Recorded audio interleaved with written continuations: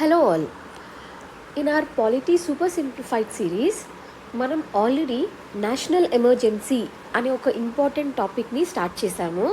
But it is a huge topic which is to be meant in detail. So మనం first half already చూసాము national emergency అంటే ఏంటి, ఏ reasons మీద national ఎమర్జెన్సీని ఇంపోజ్ చేస్తారు కంట్రీలో, వాటి ఎఫెక్ట్స్ ఏంటి అనేది. నా ఈ వీడియోలో ఇంపాక్ట్స్ ఆఫ్ నేషనల్ ఎమర్జెన్సీ దేని మీద ఇంపాక్ట్ పడుతుంది, మనం సెంటర్ స్టేట్ రిలేషన్స్ మీద ఇంపాక్ట్ ఎలా ఉంటుంది చూద్దాం. Excuse me, let me take my pen. Centre state relations మీద ఇంపాక్ట్ చూస్తాము, ఫండమెంటల్ రైట్స్ మీద ఎలా ఇంపాక్ట్ పడుతుంది, లైఫ్ ఆఫ్ లోక్సభ అసెంబ్లీస్ మీద ఎలా ఎఫెక్ట్ పడుతుంది, ఇదంతా మనం చూస్తాం ఇంపాక్ట్స్. దాని తర్వాత మనము ఇందిరాగాంధీ టైంలో ఎమర్జెన్సీ అనేది ఒక landmark event, very disputable criticism వచ్చిన ఈవెంట్ ఉంది కదా, అక్కడ నుంచి ఒక లెసన్ నేర్చుకున్నారనమాట. ఎమర్జెన్సీని ఎలా విధించకూడదు, దీనికి కూడా కొన్ని కంట్రోల్ మెజర్స్ ఉండాలి అని చెప్పి. సో ఆమె టైంలో ఎమర్జెన్సీ ప్రొవిజన్స్ ఏముండింది, దాని తర్వాత వచ్చిన అమెండ్మెంట్లో ఎలాంటి కంట్రోల్ మెజర్స్ తీసుకొచ్చారు, అదొక డిఫరెన్సెస్ చూస్తాము. అండ్ దెన్ అట్ లాస్ట్ ఇప్పటి వరకు ఎన్ని ఎమర్జెన్సీస్ ఇండియాలో వచ్చాయి, ఆ టైంలో ఉన్న సిచ్యువేషన్స్ ఏంటి, అది మనం ఎగ్జాంపుల్స్ చెప్పి ఈ వీడియోని మనం క్లోజ్ చేస్తాం. So let's continue.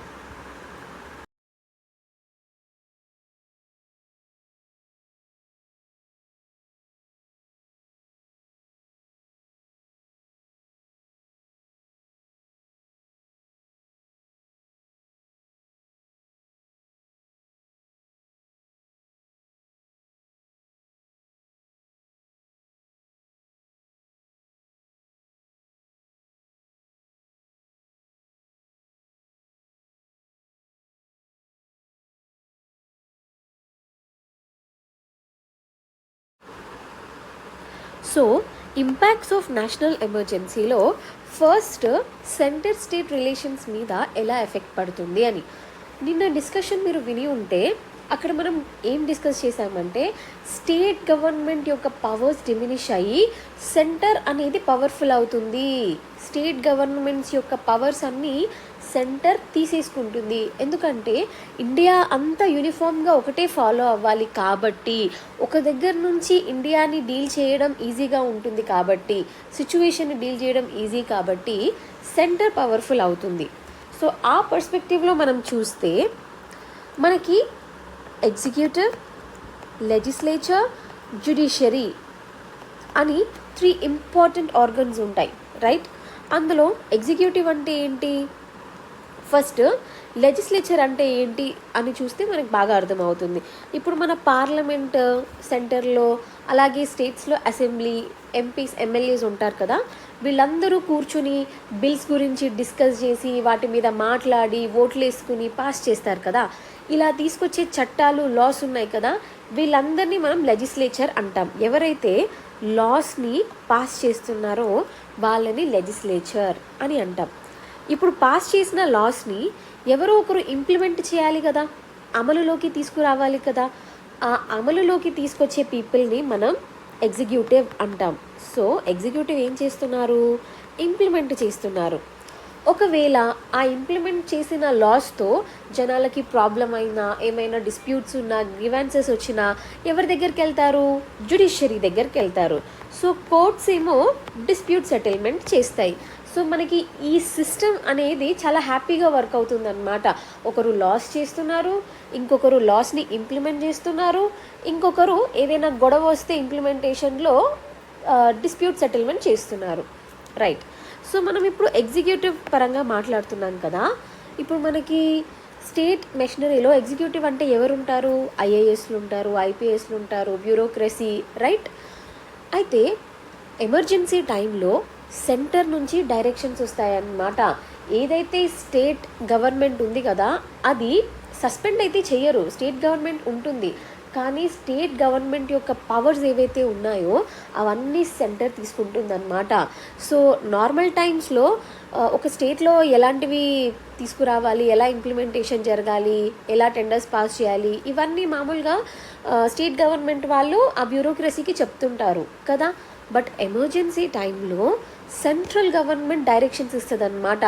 చూడండి, ఈ ప్లేస్లో ఇది ఇంప్లిమెంట్ చేయండి, ఇక్కడ మీరు ఇలాంటి టెండర్స్ని పాస్ చేయొద్దు, ఇంతకు మించి చేయొద్దు, ఇలాంటి డైరెక్షన్స్ని ఫాలో అవ్వండి. ఇలాంటి కొన్ని డైరెక్టివ్స్ మనకి డైరెక్ట్గా సెంటర్ నుంచి అన్ని స్టేట్ గవర్నమెంట్స్కి వెళ్తాయి. ఆ స్టేట్ గవర్నమెంట్స్లో ఉన్న ఎగ్జిక్యూటివ్ ఎవరైతే ఉన్నారో వాళ్ళందరూ ఖచ్చితంగా అది ఫాలో అవ్వాల్సిందే.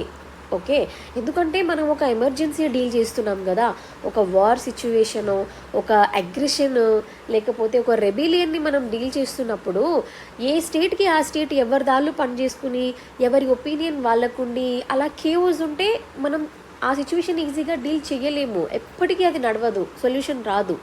అందుకని చెప్పి సెంటర్ స్టేట్ గవర్నమెంట్ యొక్క పవర్స్ అన్నీ తీసుకొని డైరెక్షన్స్ ఇస్తుంది అన్నమాట.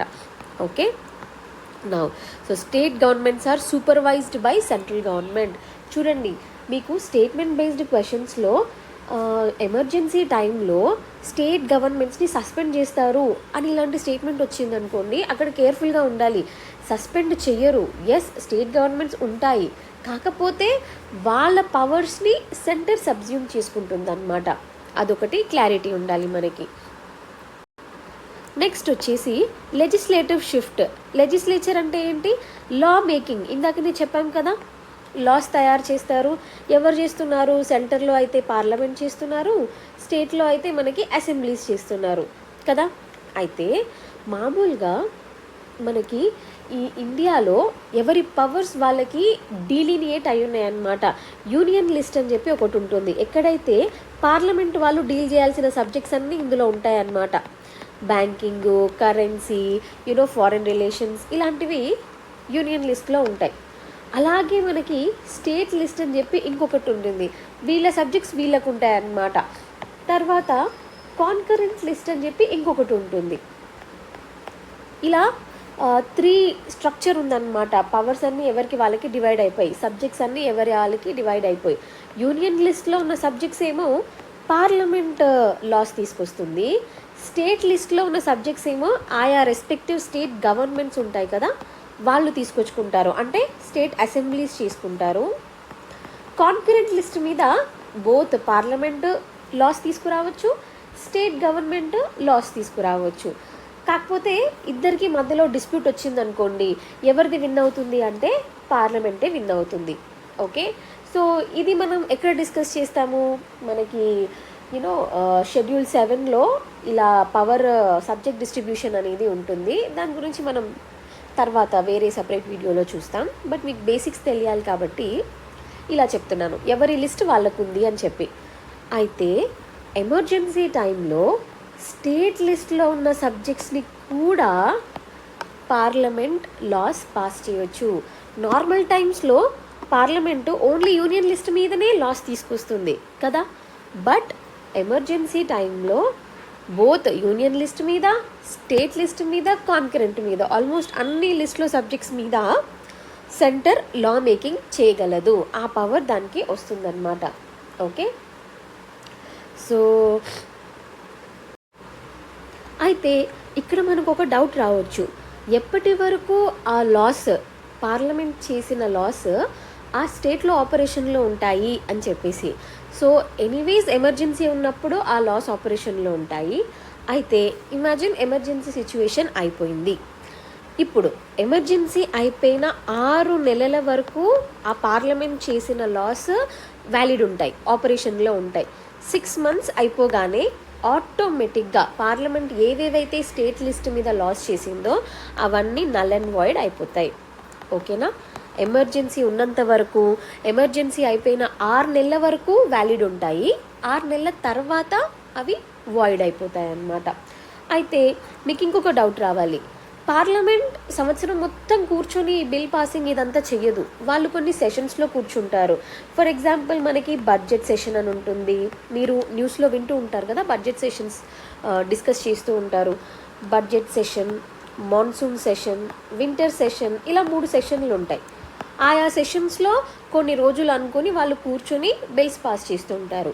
ఎప్పుడెప్పుడైతే పార్లమెంటరీ సిట్టింగ్ ఉండదో, ఎప్పుడైతే సెషన్స్ ఉండవో, ఆ ఖాళీ టైం ఎప్పుడైతే పార్లమెంట్ సిట్టింగ్ లేదో అప్పుడు ఎవరు చేస్తారు అని డౌట్ వస్తే, ఆ టైంలో ఎవరు చేస్తారు అంటే ప్రెసిడెంట్. మీరు ఎగ్జిక్యూటివ్ చాప్టర్ చదివితే మీకు క్లారిటీ ఉంటుందన్నమాట.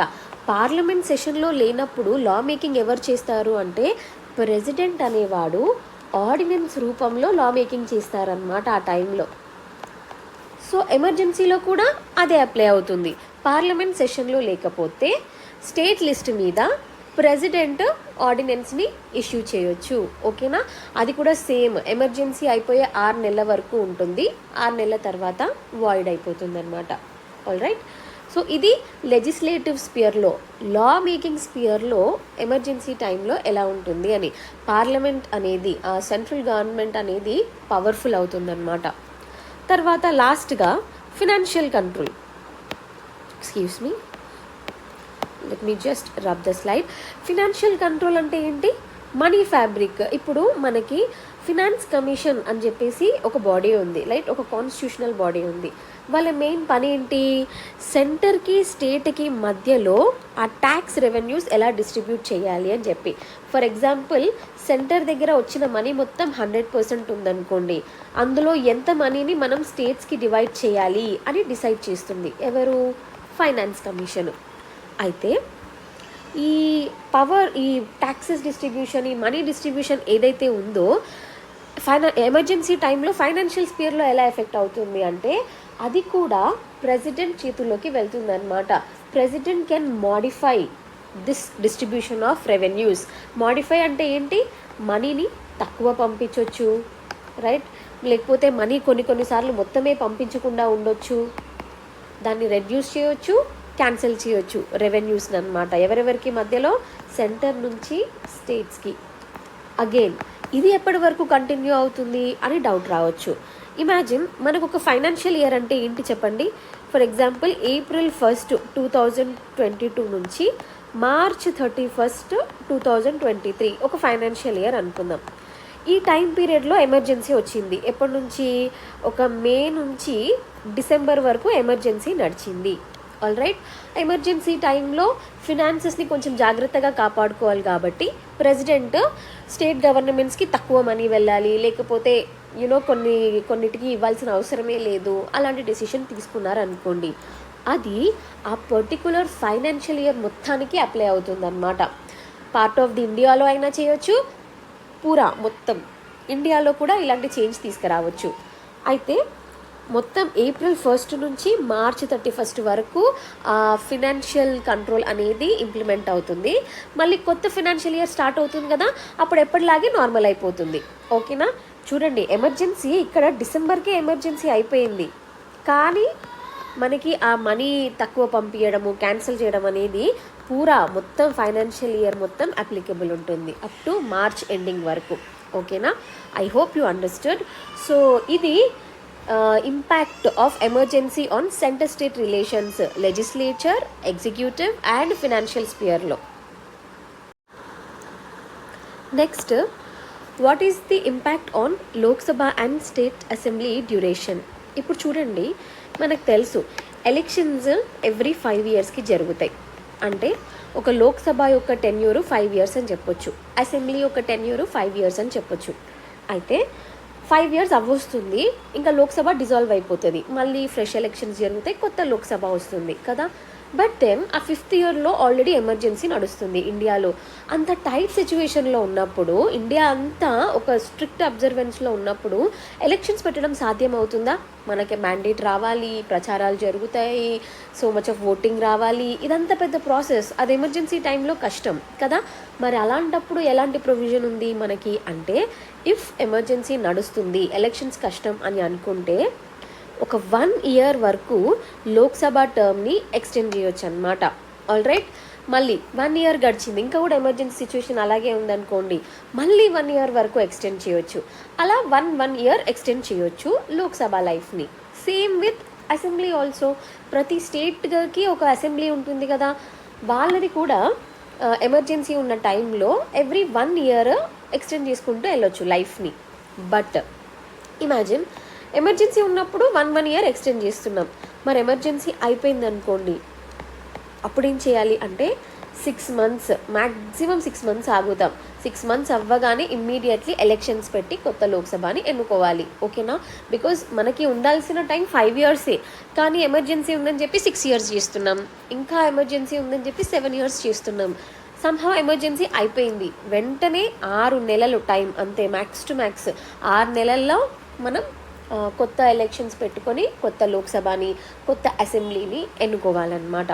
ఓకే, సో మీకు డౌట్ రావచ్చు ఇలాంటిది ఎప్పుడైనా జరిగిందా అంటే, సేమ్ మన 1975 ఎమర్జెన్సీ ఇందిరాగాంధీ గారి టైంలో జరిగింది కదా, ఆ టైంలో ఆవిడ ఇలాగే ఎక్స్టెండ్ చేశారనమాట లైఫ్ ఆఫ్ ది లోక్సభని, బికాజ్ ఎలక్షన్స్ కండక్ట్ చేయడం కష్టం అని చెప్పేసి. ఆల్ రైట్, ఇది effect on the life of Lok Sabha and the assembly. 1 ఇయర్కి మనం ఎక్స్టెండ్ చేసుకోవచ్చు. ఫండమెంటల్ రైట్స్ మీద ఎలా ఇంపాక్ట్ ఉంటుంది అది చూద్దాం. సో ఇక్కడ మనం 2 సెపరేట్ పర్స్పెక్టివ్స్లో చూడాలి. ఇది ఆర్టికల్ 358, ఆర్టికల్ 359 అని చెప్పి. ఫస్ట్ నేను వీటి బేసిక్స్ చెప్పి తర్వాత రెండిటిని డిఫరెన్షియేట్ చేసి ఒక టేబుల్లో మీకు రాస్తాను డిఫరెన్సెస్. 358 అంటే ఏంటి, 359 అంటే ఏంటి అని. But before going into that, 358లో ఏం మాట్లాడతామంటే, ఎమర్జెన్సీ వచ్చినప్పుడు ఆటోమేటిక్గా ఆర్టికల్ 19 కింద ఏ అయితే ఫండమెంటల్ రైట్స్ ఉన్నాయో అవన్నీ సస్పెండ్ అయిపోతాయి అని చెప్పేసి. అక్కడ సపరేట్గా ప్రెసిడెంట్ ఒక ఆర్డర్ ఇవ్వాల్సిన అవసరం లేదు. ఒక్కసారి ఎమర్జెన్సీ అనే ప్రొక్లమేషన్ వచ్చింది అంటే ఆర్టికల్ 19 కింద రైట్స్ అన్నీ సస్పెండ్ అయిపోతాయి. ఆర్టికల్ 19లో అసలు ఎలాంటి రైట్స్ ఉన్నాయి మనకి అంటే, freedom of speech and expression, అంటే మీకు నచ్చింది మీరు మాట్లాడగలగడం. ఫ్రీడమ్ ఆఫ్ అసోసియేషన్, ఒక గ్రూప్గా ఒక అసోసియేషన్ లాగా ఫామ్ అవ్వడం, ఒక దగ్గర కలిసి మీటింగ్ పెట్టుకోవడము, to move from one place to another place, movement. చూడండి, ఎమర్జెన్సీ అంటే మనం అగైన్ చాలా స్ట్రిక్ట్గా అబ్జర్వ్ చేయాల్సిన పీరియడ్ కదా అది. ఒకవేళ ఇలా మనం ఫ్రీ మూవ్మెంట్, ఫ్రీ స్పీచ్ అనేసామనుకోండి, రేపు గవర్నమెంట్ డౌన్ డౌన్ అనుకుంటూ వాళ్ళు కత్తులు కటార్లు పట్టుకొని ఒక ప్లేస్ నుంచి ఇంకో ప్లేస్కి వెళ్ళి జనాలని వేరే రూమర్స్ స్ప్రెడ్ అవుతూ ఉంటాయి, జనాలకి టెన్షన్, అప్రిహెన్షన్ ఎక్కువైపోతూ ఉంటుంది, ఇన్ఫ్లుయెన్స్ అవుతుంటారు. ఇదంతా కొంచెం కంట్రోల్ చేయాలి కదా ఈ ఫ్రీ రైట్స్ని. అందుకని చెప్పి ఎమర్జెన్సీ టైంలో ఈ ఆర్టికల్ 19ని ఆటోమేటిక్గా సస్పెండ్ అయిపోతుంది అని చెప్పారనమాట. అయితే చూడండి, ఇది చాలా ఎక్స్ట్రీమ్ సిచ్యువేషన్ అని ఫస్ట్ నుంచి మాట్లాడుతున్నాం. నిజంగా ఇలాంటి సీరియస్ సిచ్యువేషన్ వస్తే తప్ప ఎమర్జెన్సీ అనేది విధించొద్దు మనము. బట్ అలా వచ్చింది, రేపటి నాడు యుద్ధపు కండిషన్స్ వచ్చాయి అనుకోండి, ఇలాంటి కొన్ని స్ట్రిక్ట్ మెజర్స్ తీసుకుంటారనమాట. తీసుకోవడం వల్ల మనం సిచ్యువేషన్ని ఫాస్ట్గా డీల్ చేయొచ్చు. అది మనం డిఫరెన్స్లో కూడా చూద్దాము 358కి 359కి. ఇప్పుడు బేసిక్ డెఫినేషన్ చెప్తాను నేను. 359లో ఏం మాట్లాడుతున్నాము అంటే, ఆర్టికల్ 20 అండ్ ఆర్టికల్ 21 కాకుండా ఈ రెండింటిని తప్పించి మిగతా ఫండమెంటల్ రైట్స్ ఏవైతే ఉన్నాయో అవన్నిటినీ ఇప్పుడు ఆ రైట్స్ వయలేట్ అయితే మీరు కోర్టుకి అప్రోచ్ అవుతారు చూసారా, ఈ అప్రోచ్ అయ్యే రైట్ ఉంది చూడండి, దాన్ని సస్పెండ్ చేస్తున్నారు.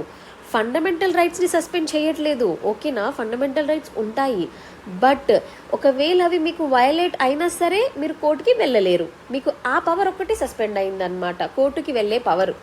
అయితే ఆర్టికల్ 20ని, ఆర్టికల్ 21ని వదిలేశారు. అవి కాకుండా వేరే ఫండమెంటల్ రైట్స్ కోసం మీరు కోర్ట్స్కి వెళ్ళలేరు. ఎందుకు ఈ 20 అండ్ 21 అంత ఇంపార్టెంట్ అంటే, చూడండి, ఆర్టికల్ 20లో no ex post facto law, no double jeopardy, no self incrimination. అంటే ఏంటి? Protection with respect to conviction for offences. చూడండి, మీకు సింపుల్గా ఎగ్జాంపుల్ చెప్తా. ఇప్పుడు ఎమర్జెన్సీ టైంలో పోలీస్కి కానీ వీళ్ళకి టూ మచ్ పవర్ వస్తుంది కదా ఎగ్జిక్యూటివ్కి. సో రేపు ఎవరైనా మీ దగ్గరకు వచ్చేసి మీరు ఒక అనుమానాస్పద గ్యాంగ్లో ఇలా తిరుగుతున్నారు, మిమ్మల్ని ఇరికించాలని చూసారనుకోండి, కోర్టుకి వెళ్ళిపోయి నువ్వు తప్పు చేశానని నువ్వు ఒప్పుకోలేదనుకో, తర్వాత నిన్ను సెల్లో వేసేసి ఫుల్ కొడతాం, చంపేస్తాం, ఎన్కౌంటర్ చేస్తాం, ఇలాంటి వార్నింగ్స్ వచ్చాయనుకోండి, లేకపోతే మీ ఫ్యామిలీని ఏమైనా చేస్తాము, ఇట్లాంటివి వస్తే కొన్నిసార్లు భయానికి మనం చేయని తప్పును కూడా ఒప్పుకోవాల్సి వస్తుంది. ఎందుకు? ఆ పవర్కి భయపడి కదా, పవర్ఫుల్ పీపుల్కి భయపడి. అలాగే నో డబుల్ జియోపార్డీ అంటే ఏంటి? ఒక్కసారి ఒక్క చేసిన తప్పుకి ఒక్కసారి పనిష్మెంట్ ఉంటుందన్నమాట. మళ్ళీ సేమ్ టైం రిపీట్ చేసినా కూడా మీకు డబల్ పనిష్మెంట్స్ అలా ఉండవు. ఒక టైంలో ఒకే ఆఫెన్స్కి ఒక్కసారి పనిష్మెంట్ ఉంటుంది అని చెప్పేసి దాని మీనింగ్. సో ఇది చాలా ఇంపార్టెంట్ రైట్. దీన్ని మనం తీసేసుకోలేము ఎమర్జెన్సీ టైంలో కూడా. తీసేసుకుంటే ఏమవుతుంది చెప్పండి? సేమ్ బ్రిటిష్ ఇండియా లాగానే అయిపోతుంది అది అప్పుడు. బికాజ్ అప్పట్లో బ్రిటిష్ వాళ్ళు వితౌట్ ఎ రీజన్ తీసుకెళ్ళి కొట్టేయడము, లేకపోతే బలవంతంగా తప్పు చేయకపోయినా చేశారు అన్నట్టు ఒప్పించడము, ఇలాంటివి. ఆర్టికల్ 21 ఏముంటుంది? Excuse me, right to life. Right to life అంటే మీ లైఫ్కే భంగం కలిగించే సిచ్యువేషన్ అనుకోండి, మీ లైఫే తీసేసుకెళ్ళిపోయే పవర్ ఎవరికి ఇస్తారు? ఎవ్వరికి ఇవ్వకూడదు. బికాజ్ ఎంత ఎమర్జెన్సీ సిచ్యువేషన్ అయినా రైట్ టు లైఫ్ని మించి ఇంకేమీ ఉండదు. అది మీ ప్రాణాలకు సంబంధించింది కదా. So me right to life కోసం మీరు ఎప్పుడైనా ఫైట్ చేయాల్సిందే. అందుకని చెప్పి ఆర్టికల్ 20ని, ఆర్టికల్ 21 ఈ రెండింటిని మినహాయించి మిగతా ఫండమెంటల్ రైట్స్ కోసం వేటి కోసం మీరు కోర్ట్స్కి అప్రోచ్ అవ్వలేరు అని చెప్పేసి ఆర్టికల్ 359లో ఉంటుందన్నమాట. సో ఇది బేసిక్స్ మీరు చూసింది కదా. ఇప్పుడు మనం డిఫరెన్సెస్ డిస్కస్ చేద్దాం. ఈజీగా మీకు ఎగ్జామ్లో రాయడానికి, మెయిన్స్ అయినా సరే ప్రీలిమ్స్లో గుర్తుపెట్టుకోవడానికి డిఫరెన్సెస్ చెప్తాను. సో చూద్దాం, ఎక్స్ట్రా పేజ్లో చూద్దాం. సో ఆర్టికల్ 358,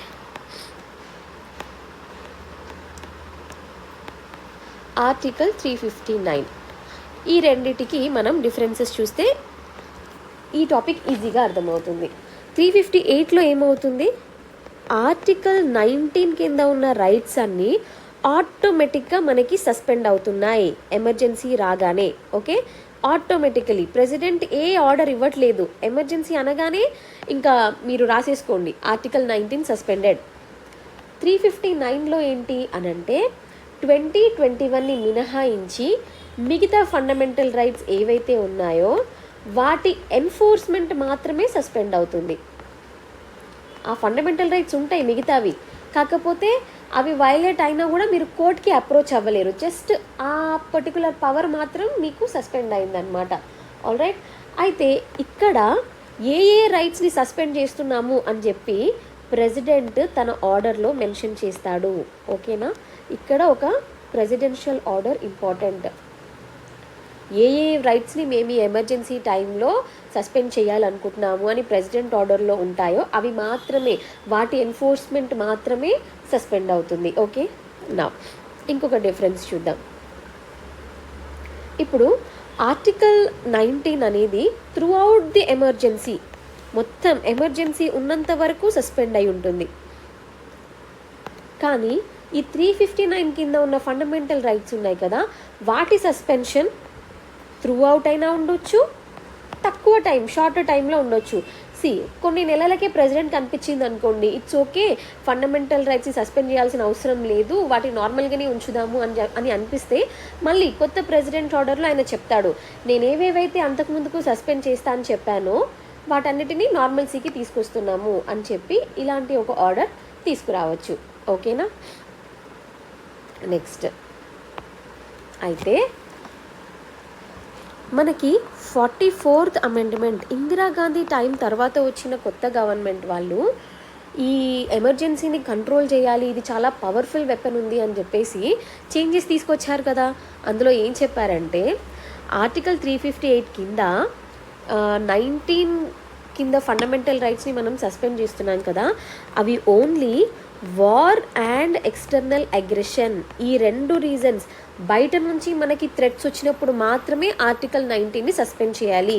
అంతేగాని ఇంటర్నల్గా ఏదో స్టేట్లో గొడవ జరిగితేనో 2-3 స్టేట్లో గొడవ జరిగితే ఆర్మ్డ్ రెబిలియన్ ఉన్నప్పుడు మనం ఆర్టికల్ 19ని సస్పెండ్ చేయకూడదు అని చెప్పి. ఓకే, ఇది మనకి తర్వాత వచ్చిన చేంజ్ అనమాట 44th అమెండ్మెంట్లో. ఆల్ రైట్, నా నెక్స్ట్ ఈ ఆర్టికల్ 359 వచ్చేసి 3 రీజన్స్ అనమాట, war, external aggression and armed rebellion. ఇక్కడ మనకు అలాంటి కండిషన్ ఏమీ పెట్టలేదు. నెక్స్ట్ సో ఇక్కడ సింపుల్గా ఏంటి, ఆర్టికల్ 358 అనేది ఓన్లీ ఎక్స్టర్నల్ ఎమర్జెన్సీ అప్పుడు. 359లో సస్పెన్షన్ ఏంటి? బోత్ ఎక్స్టర్నల్ ఎమర్జెన్సీ ఉన్నప్పుడు, ఇంటర్నల్ ఎమర్జెన్సీ ఉన్నప్పుడు. రైట్ నా ఇది హోల్ కంట్రీకి as throughout the country మనం ఇంప్లే అవుతుంది 358. 359 ఈదర్ హోల్ కంట్రీకి అయినా అయి ఉండొచ్చు, లేదా పార్ట్ ఆఫ్ ద కంట్రీలో అయినా అయి ఉండొచ్చు. ఇదేమో మొత్తం హోల్ కంట్రీలో. చూడండి, ఇది through out time period of emergency, అలాగే మొత్తం కంట్రీలో ఆర్టికల్ 19 అనేది సస్పెండ్ అవుతుంది ఎమర్జెన్సీ ఉంటే. వేరస్ 359 ఏమో షార్టర్ టైం పీరియడ్ వరకు ఉండొచ్చు, కొద్ది పార్ట్ ఆఫ్ ఇండియాలో అయినా ఉండొచ్చు, లేకపోతే మొత్తం ఇండియాలో ఉండొచ్చు. అదొకటి. ఈ డిఫరెన్సెస్ చూసాం కదా. ఇంకొక ఇంపార్టెంట్ డిఫరెన్స్ ఏంటి అంటే అది రెండిటికి కామన్ డిఫరెన్స్. అదేంటి చూడండి, ఇప్పుడు ఎమర్జెన్సీ టైంలో ఎగ్జిక్యూటివ్కి సెంటర్ నుంచి డైరెక్షన్స్ వస్తాయి, పవర్స్ వస్తాయి, అవునా? చాలా సీరియస్గా ఎక్కడ పడితే అక్కడ డిఫరెన్సెస్, రూమర్స్ వచ్చి పెద్ద పెద్ద గొడవలు జరుగుతున్నాయి, హర్తాల్స్ తగలబెట్టుకోవడం జరుగుతుంది. ఈవెన్ పోలీసులనే కొడుతున్నారు, పోలీసులని చంపేస్తున్నారు అనుకోండి. అప్పుడు కొన్నిసార్లు గవర్నమెంట్ మన ఆర్మీ పర్సనల్కి కానీ పోలీస్కి కానీ కొన్ని పవర్స్ ఇస్తుంది. ఏమని? ఇఫ్ మీ మీద దాడి చేస్తుంటే ఏం పర్లేదు, మీరు పోలీస్ ఫైరింగ్ చేయండి, మీ ప్రాణాలకి హాని అనిపిస్తే ఫైరింగ్ స్టార్ట్ చేయొచ్చు, no problem, you will be protected అని చెప్పేసి. అలాంటి ఎక్స్ట్రాడినరీ పవర్స్ ఇచ్చినప్పుడు కొంతమంది పోలీసులు ఇమాజిన్ ఒక గ్రూప్ ఆఫ్ 5-6 యూనో కొంచెం క్రిమినల్ టైప్ ఉన్నారు, పోలీసుల మీద హాని చేస్తున్నారు అనుకోండి, వాళ్ళ మీద ఫైరింగ్ జరిగింది, వాళ్ళకి గాయాలైనాయి, ఒక ఆయన అయితే చనిపోయాడే అనుకోండి. ఇది ఎమర్జెన్సీ టైంలో జరిగింది, అవునా? ఈ ఫైరింగ్ అనేది ఎమర్జెన్సీ టైంలో ఏ పనులైతే చేస్తారో ఎగ్జిక్యూటివ్ కానీ ఈ బ్యూరోక్రసీ కానీ వాళ్ళు చేసిన పనులకి వాళ్ళకి ఫుల్ ఇమ్యూనిటీ ఉంటుంది. వాళ్ళు చేసింది తప్పు, వాళ్ళని కోర్టుకి తీసుకెళ్తాము అని ఎమర్జెన్సీ తర్వాత తీసుకెళ్ళడానికి లేదు. అర్థమైందా? సో ఎమర్జెన్సీ టైంలో వాళ్ళు చాలా పవర్ఫుల్ అవుతారనమాట. ఎందుకు? సిచ్యువేషన్ని కంట్రోల్ చేయడానికి. తర్వాత మనం కోర్టుకి తీసుకెళ్ళి వాళ్ళని ఆన్సరబుల్గా ఉంచలేము. ఏదైతే ఎమర్జెన్సీ టైంలో పెట్టిన కండిషన్స్ ఉంటాయి కదా, ఈ పవర్స్ మీకు ఇస్తున్నామని, ఓన్లీ వాటి మీదనే. ఒకవేళ వాళ్ళు వేరే తప్పులు చేశారనుకోండి, రేప్ చేయడము, బలవంతంగా కిడ్నాప్ చేయడము, ఇట్లాంటి వాటికి డెఫినెట్లీ పనిష్మెంట్ ఉంటుంది, అదే పోలీస్ అయినా సరే ఎవరైనా. బట్ ఎమర్జెన్సీ టైంలో వాళ్ళకి ఇచ్చిన పవర్స్ని యూజ్ చేసి వాళ్ళు కొంత ఫైరింగ్ కానీ ఆర్ యునో వాళ్ళని ట్రయల్స్లోకి తీసుకొచ్చారనుకోండి, వాళ్ళకి ఫుల్ ఇమ్యూనిటీ ఉంటుంది. అలాంటి ఎగ్జిక్యూటివ్ని మనం కోర్ట్స్కి తీసుకెళ్ళలేము. ఇది 2 కేసెస్లో కామన్ అనమాట. ఓకే, ఆర్టికల్ 358లో, ఆర్టికల్ 359లో. ఐ హోప్ మీకు ఇది అర్థమైంది అనుకుంటున్నాను. సో సింపుల్గా మనం చూడాలి అంటే ఏంటి, ఆర్టికల్ 358 అనగానే ఎమర్జెన్సీ టైంలో ఆర్టికల్ 19 కింద ఉన్న పవర్స్ అన్నీ సస్పెండ్ అయిపోతాయి, through out the country suspend అయిపోతాయి, ఏ ప్రెసిడెంట్ ఆర్డర్ అవసరం లేదు. 359 కింద ఏంటి, 2021ని మినహాయించి మిగతా రైట్స్ యొక్క ఎన్ఫోర్స్మెంట్ సస్పెండ్ అయిపోతుంది. ఇది పార్ట్ ఆఫ్ ది కంట్రీ అయినా అయి ఉండొచ్చు, maybe short time of the emergency అయినా అయి ఉండొచ్చు, త్రూ అవుట్ ఇండియా అయినా అయి ఉండొచ్చు. ఓకేనా? ఇది 359. హోప్ఫుల్లీ మీకు ఏమైనా డౌట్స్ ఉంటే please let me know in the comments, నేను మళ్ళీ ఎక్స్ప్లెయిన్ చేస్తాను. బట్ ఇంకొకసారి వినడానికి ట్రై చేయండి, సో దట్ మీకు క్లియర్గా అర్థమవుతుంది. Now revoking a national emergency. Revoking అంటే ఏంటి? తీసేయడం. మనం నేషనల్ ఎమర్జెన్సీ ఎలా అప్రూవ్ అవుతుంది అనేది లాస్ట్ వీడియోలో డిస్కస్ చేసాం కదా. ప్రెసిడెంట్ అనేవాడు ఒక పబ్లిక్ అనౌన్స్మెంట్, ప్రోక్లమేషన్ అనేది ఇస్తాడు, దానికి పార్లమెంటరీ అప్రూవల్ విత్ ఇన్ 1 మంత్లో both the houses of parliament, Lok Sabha, Rajya Sabha వాళ్ళు అప్రూవ్ చేయాలి అని. విత్ ఇన్ 1 మంత్లో చేయాలి, అది కూడా స్పెషల్ మెజారిటీతో చేయాలి. చాలా కష్టమైన ప్రొసీజరే ఉండాలి కదా ఎమర్జెన్సీ వేయాలంటే. ఇది మనం డిస్కస్ చేసాం. మరి ఎమర్జెన్సీని తీసేయాలంటే ఎలా? అది కూడా యాక్చువల్గా ఇనిషియల్గా ఏముండిందంటే ప్రెసిడెంట్ పార్లమెంట్ అప్రూవల్ లేకుండా ఈ ప్రొక్లమేషన్ని తీసేయొచ్చు, ఆయనకు నచ్చినప్పుడు తీసేయొచ్చు, ఇఫ్ ఈ సాటిస్ఫైడ్ ఎమర్జెన్సీ అయిపోయింది అని అనిపిస్తే. బట్ లేటర్ ఆన్ ఏమైంది అని అంటే, ఇప్పుడు ఎమర్జెన్సీ నడుస్తుంది, లోక్సభ కనిపించింది ఎమర్జెన్సీ కండిషన్ ఇప్పుడు సెట్ అయిపోయింది, అవసరం లేదు, ఇంత టైట్ సిచ్యువేషన్ ఎందుకు ఇండియాలో, తీసేద్దాము అని చెప్పి.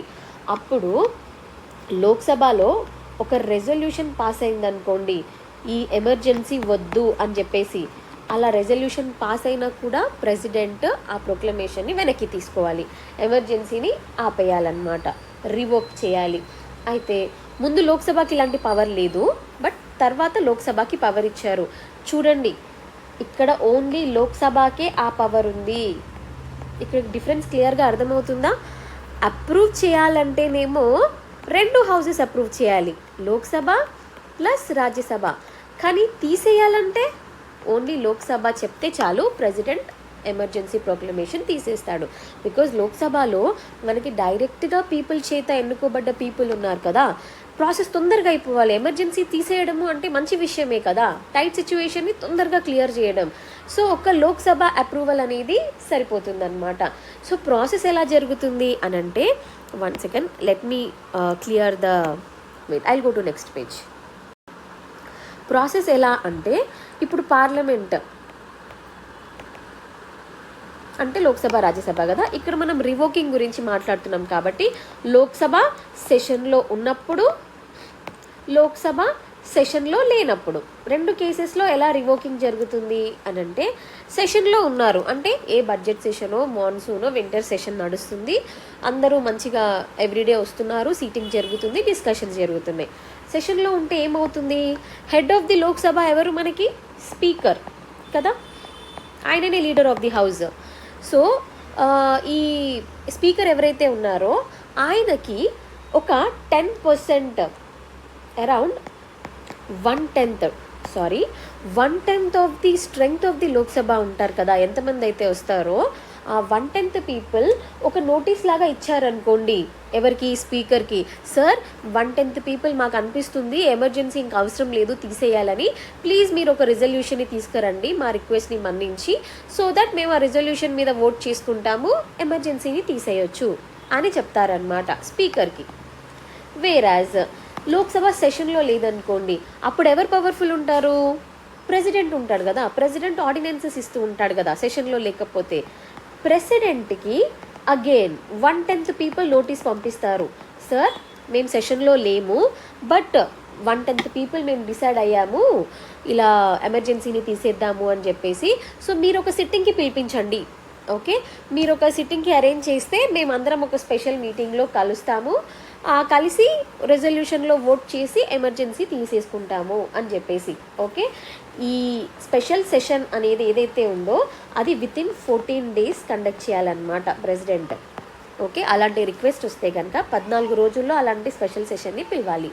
సో సింపుల్గా మీకు ఏమర్థమైంది, సెషన్లో ఉంటేనేమో స్పీకర్కి నోటీస్ ఇస్తారు రిజల్యూషన్ పాస్ చేయండి అని చెప్పి, సెషన్లో లేకపోతే ప్రెసిడెంట్కి చెప్తారు, సార్ ఒక స్పెషల్ సెషన్ని పిలవండి మేమందరం కూర్చొని ఓటేస్తాము, ఎమర్జెన్సీని తీసేద్దాము అని చెప్పి. ఇక్కడ ఇంకొక పాయింట్ ఏంటి అంటే, ఓన్లీ లోక్సభనే ఇన్వాల్వ్ అవుతుంది చూడండి రివోకింగ్లో, రాజ్యసభ లేదు. ఆల్సో అప్రూవ్ చేయాలంటే మనం ఒక కష్టమైన మెజారిటీ, స్పెషల్ మెజారిటీ పెట్టుకున్నాం కదా, కానీ ఎమర్జెన్సీని తీసేయాలంటే సింపుల్ మెజారిటీ చాలు. అంటే స్ట్రెంగ్త్ ఆఫ్ ది హౌస్ ఎంత ఉందో దాని మీద మోర్ దెన్ హాఫ్ ఓట్స్ వస్తే చాలు, అయిపోయింది. ఇప్పుడు 500 స్ట్రెంగ్త్ ఆఫ్ ది హౌస్ అనుకుంటే జస్ట్ 250 వస్తే చాలు, ఎమర్జెన్సీని తీయొచ్చు. ఇలాంటి కండిషనే ఉండాలి కదా, బికాజ్ ఎమర్జెన్సీని ఎంత తొందరగా తీస్తే అంత బెటర్, అందుకే సింపుల్ మెజారిటీ పెట్టుకున్నాము. ఎమర్జెన్సీని వెయ్యాలంటే చాలా కష్టమైన ప్రొసీజర్ ఉండాలి, అందుకే స్పెషల్ మెజారిటీని పెట్టుకున్నాం అన్నమాట. So this is how you revoke an emergency. So president remove చేస్తాడు if Lok Sabha tells him, sir అవసరం లేదు ఎమర్జెన్సీ తీసేయండి అని చెప్పి. ఒకవేళ లోక్సభ ఏం చెప్పలేదనుకోండి, ఆటోమేటిక్గా 6 నెలల తర్వాత ఎలా అయినా ఎక్స్పైర్ అయిపోతుంది కదా ఎమర్జెన్సీ, 6 నెలల తర్వాత ముగిసిపోతుంది. లేదు ఇంకా కంటిన్యూ చేయాలంటే మనం ఆల్రెడీ డిస్కస్ చేసాం, ఎవ్రీ 6 నెలలకి ప్రతిసారి రెన్యూ చేసుకుంటూ వెళ్ళాలన్నమాట ఆ ఎమర్జెన్సీని. సో 3 కండిషన్స్ మీకు అర్థమైనాయి కదా. ఎవ్రీ 6 నెలలకి రెన్యూ చేసుకుంటూ ఉంటే ఆ ఎమర్జెన్సీ కంటిన్యూ అవుతూనే ఉంటుంది, రైట్. లేదు ఎమర్జెన్సీని తీసేయాలి అంటే జస్ట్ 1/10 ఆఫ్ ది లోక్సభ వాళ్ళు ఒక నోటీస్ ఇచ్చి ఒక రెజల్యూషన్ని పాస్ చేసుకుంటారు, అప్పుడు ఇది వెళ్ళిపోతుంది. అలాంటి ఏ నోటీస్ ఇవ్వలేదనుకోండి, అందరూ కామ్గా ఉన్నారనుకోండి, ఆటోమేటిక్గా 6 monthsలో ఆ ఎమర్జెన్సీ దానికి అదే క్లోజ్ అయిపోతుంది. So so this is how you revoke an emergency. Next, emergency provisions అనేవి బిఫోర్ 44th అమెండ్మెంట్ ఎలా ఉన్నాయి, ఆఫ్టర్ 44th అమెండ్మెంట్ ఎలా ఉన్నాయి అని. ఇక్కడ బిఫోర్ 44th అంటే ఏంటి, ఇందిరాగాంధీ టైం అప్పుడు తను టూ మచ్ పవర్ని అజర్వ్ చేసేసి తన ప్రొవిజన్స్ అన్నీ పెట్టారు కదా. ఎప్పుడైతే అది ఎంత సీరియస్ వెపన్ ఎమర్జెన్సీ, దాన్ని కంట్రోల్ చేయాలి అని జనాలు ఫీల్ అయ్యారో అప్పుడు వచ్చిన కొత్త గవర్నమెంట్ ఈ 44th అమెండ్మెంట్ని తీసుకొచ్చి ఎమర్జెన్సీని కొద్దిగా కంట్రోల్ చేశారు. కొత్త అడిషనల్ మెజర్స్ని యాడ్ చేశారనమాట దాన్ని లెస్ డైల్యూట్ చేయడానికి. సో చూద్దాం బిఫోర్ ఎలా ఉంది, తర్వాత ఎలా ఉందని. సో ఇందిరాగాంధీ గారి టైంలో before 44th amendment internal disturbances అనే రీజన్ మీద కూడా ఆవిడ ఎమర్జెన్సీని ఇంపోజ్ చేశారు ఇండియాలో కదా. దాని తర్వాత వాళ్ళు ఏమనుకున్నారంటే ఇట్లా ఇంటర్నల్ డిస్టర్బెన్సెస్ అయితే ఏ రీజన్ అంటే ఆ రీజన్ చెప్పి వేసేస్తారు, ఎమర్జెన్సీ కాదు, ఎక్స్క్లూజివ్గా ఆర్మ్డ్ రెబిలియన్ అంటే కామన్ పీపుల్, ఆ మిలిటెంట్ గ్రూప్స్ ఎవరైనా సరే ఇలా ఆర్మ్స్ని పట్టుకొని అమ్యునిషన్ని పట్టుకొని ఒక రెబిలియన్ లాగా చేస్తే తప్ప మనం ఎమర్జెన్సీని వేయొద్దు.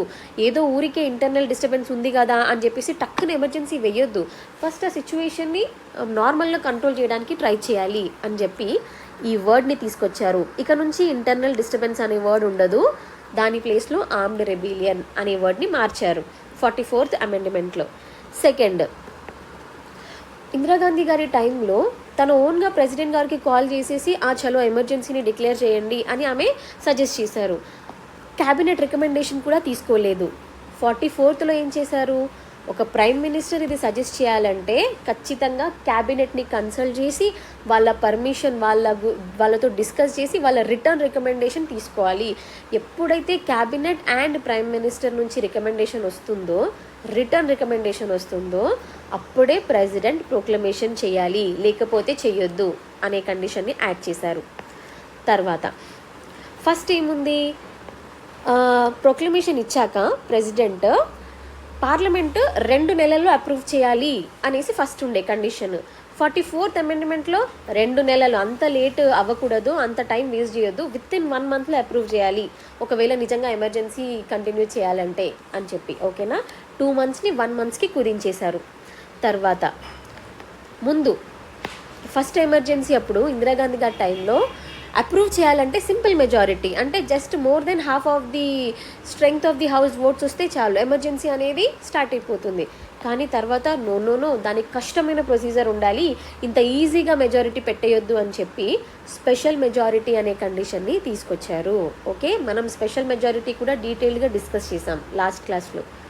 తర్వాత బిఫోర్ 44th ఏంటి, ఒకసారి ఎమర్జెన్సీ వేస్తే అది కంటిన్యూస్గా తీసే వరకు ఎప్పటి వరకైనా వెళ్ళిపోవచ్చు, అలాగే కంటిన్యూ అవ్వచ్చు అనే కండిషన్ ఉంది. బట్ ఆఫ్టర్ 44th ఏంటి, ఓన్లీ 6 months వరకే. 6 months తర్వాత కూడా కంటిన్యూ చేయాలంటే మళ్ళీ 2 హౌజెస్లో మళ్ళీ అప్రూవల్ జరగాలి విత్ స్పెషల్ మెజారిటీ. ఒకవేళ అలాంటి అప్రూవల్ రాలేదనుకోండి ఆటోమేటిక్గా 6 monthsలో డిజాల్వ్ అయిపోతుంది ఎమర్జెన్సీ, ఖతం అయిపోతుంది ఎమర్జెన్సీ. ఆ కండిషన్ తీసుకొచ్చారు. తర్వాత ఫస్ట్ ఎమర్జెన్సీని తీసేయాలంటే ప్రెసిడెంట్ ప్రాక్లమేషన్, ఎక్కడ లోక్సభని కన్సల్ట్ చేయడం కానీ పార్లమెంట్ యొక్క రోల్ లేదు, రైట్. కానీ తర్వాత తీసుకొచ్చారు, ఒకవేళ ఎమర్జెన్సీ ఇంకా అవసరం లేదు తీసేయాలి అని లోక్సభకి అనిపిస్తే 1/10 ఆఫ్ ది లోక్సభ నోటీస్ ఇవ్వచ్చు అనమాట స్పీకర్కి కానీ లేదా సెషన్లో లేనప్పుడు ప్రెసిడెంట్కి. వాళ్ళు ఇలా ఒక రెజల్యూషన్ని పాస్ చేస్తే కూడా వెంటనే ఆ ఎమర్జెన్సీని తీసేయాలి ప్రెసిడెంట్. ఓకే, నెక్స్ట్ ఆర్టికల్ 358 కింద ఏం చూసాము, ఆర్టికల్ 19 అనేది సస్పెండ్ అవుతుంది. ముందేంటి ఇలా ఏ గ్రౌండ్ మీద అయినా సస్పెండ్ అవుతుంది ఆర్టికల్ 19 అని ఉండే. బట్ దాని తర్వాత 44th అమెండ్మెంట్లో ఏం తీసుకొచ్చారు అంటే only war and external aggression, ఈ 2 రీజన్స్ ఉంటేనే ఆర్టికల్ 19 సస్పెండ్ అవ్వాలి, అంతేగాని మనకి ఆర్మ్డ్ రెబిలియన్ రీజన్ మీద ఆర్టికల్ 19ని సస్పెండ్ చేయొద్దు అని తీసుకొచ్చారు. లాస్ట్గా ఆర్టికల్ 359, దీంట్లో ఏంటి చెప్పండి, మనకి ఆ పర్టికులర్ ఎమర్జెన్సీ ఉన్నప్పుడే ఏవైతే లాస్ ఉన్నాయో, ఏవైతే ఎక్స్ట్రీమ్ పవర్స్ ఉన్నాయో వాటికి ఇమ్యూనిటీ ఉంటుంది. ఆ లాస్ ఇప్పుడు మీకు ఇందాక ఒక IPS ఎగ్జాంపుల్ ఇచ్చాను, ఒక మాబ్ని కంట్రోల్ చేయడానికి పోలీస్ ఫైరింగ్ చేశారనుకోండి, ఆ పవర్ ఆయనకి ఇచ్చారనుకోండి గవర్నమెంట్, ఓన్లీ దాని నుంచి ఆయనకి ప్రొటెక్షన్ ఉంటుంది. ఆయన ఓకే ఇప్పుడు నాకు చాలా పవర్స్ వచ్చాయి కదా, నేను ఏదైనా చేస్తాను అని చెప్పి వేరే అట్రాసిటీస్ కమిట్ చేశారనుకోండి, ఆ వేరే తప్పులకి ఖచ్చితంగా పనిష్మెంట్ ఉంటుంది, జ్యుడిషియరీ క్వశ్చన్స్ అడుగుతుంది. బట్ ఎమర్జెన్సీకి సంబంధించిన లాస్ మీద ఎలాంటి క్వశ్చనింగ్ ఉండదు, దానికి జ్యుడిషియల్ రివ్యూ నుంచి ఇమ్యూనిటీ ఉంది. అదొకటి మనం చూసామన్నమాట. This is before 44th and after 44th. లాస్ట్గా ఇప్పటి వరకు ఏ ఇన్స్టాన్సెస్ ఆఫ్ ఎమర్జెన్సీ జరిగింది ఇండియాలో అని చూస్తే మనకి చూడండి, ఫస్ట్ ఇండో చైనా వార్ 1962. ఇది ఎందుకు వచ్చింది అంటే అప్పట్లో చైనా ఈ అరుణాచల్ ప్రదేశ్లో మెక్మోహన్ లైన్ ఉంది కదా, దానికి ముందుకి ఎంట్రెన్స్ అవుతుందన్నమాట. ఏంటి, ఈ ప్లేసెస్ మావి, ఈ టెరిటరీస్ మేము ఆక్యుపై చేస్తాము అని చెప్పి. సో ఇది దేనికి ఎగ్జాంపుల్, ఒక ఎక్స్టర్నల్ అగ్రెషన్కి ఎగ్జాంపుల్ కదా. సో ఇలాంటి ఒక సీరియస్ ఎక్స్టర్నల్ థ్రెట్ వచ్చింది అని చెప్పేసి అదొక ఇండో చైనా వార్ కండిషన్ వచ్చింది కాబట్టి మనం ఫర్ ద ఫస్ట్ టైం ఇండియాలో 1962లో ఎమర్జెన్సీని డిక్లేర్ చేశామన్నమాట, అక్టోబర్ 1962. ఓకే, నా ఎప్పుడు లిఫ్ట్ చేశారు, lifted in 1968 post Indo Pak war. తర్వాత నెక్స్ట్ ఎమర్జెన్సీ ప్రొక్లమేషన్ ఎప్పుడు, 1971. ఎప్పుడైతే వెస్ట్ పాకిస్తాన్ అనేది ఈస్ట్ పాకిస్తాన్ని కంట్రోల్ చేయడానికి ట్రై చేస్తుండే, టూ మచ్ డామినేషన్, వాళ్ళ కల్చర్ని క్రైసిస్లోకి తీసుకెళ్తూ ఉర్దూ లాంగ్వేజ్ని వాళ్ళ మీద బలవంతంగా ఇంపోజ్ చేస్తూ ఇలాంటివన్నమాట. సో ఇదంతా ఈస్ట్ పాకిస్తాన్కి నచ్చలేదు. వాళ్ళకి అర్థమైంది మనం ఎప్పటికీ వెస్ట్ పాకిస్తాన్తో ఒకటే పాకిస్తాన్ అనే కంట్రీ లాగా ఉండలేము, మన ఐడెంటిటీ డిఫరెంట్గా ఉంది, సో మనది మనం కాపాడుకోవాలంటే సపరేట్ కంట్రీ లాగా ఫామ్ అవ్వడం బెటర్ అని చెప్పి ఈస్ట్ పాకిస్తాన్ అనుకుంది. అలా అనుకొని ఇండియాకి హెల్ప్ అడిగారనమాట. సో ప్లీజ్ మీరు మాకు హెల్ప్ చేయండి పాకిస్తాన్తో ఫైట్ చేయడానికి, మేము బంగ్లాదేశ్ అనే కంట్రీ లాగా ఫామ్ అవుదాం అనుకుంటున్నాము అని చెప్పి. సో అప్పుడున్న ఇందిరాగాంధీ గారు ఫుల్ టైం సపోర్ట్ ఇచ్చారనమాట. అలా ఇండో పాక్ వార్ ఒకటి జరిగింది ఈ బంగ్లాదేశ్ లిబరేషన్ కోసం, అది 1971లో. అప్పుడు ఒక సెకండ్ ఎమర్జెన్సీ వచ్చింది. తర్వాత ఈ సెకండ్ ఎమర్జెన్సీ నడుస్తూనే ఉంది ఆల్రెడీ, అది ఇంకా తీసేయలేదు. అది నడుస్తుండగానే మనం థర్డ్ ఎమర్జెన్సీని కూడా వేసేసుకున్నాం అనమాట 1975లో.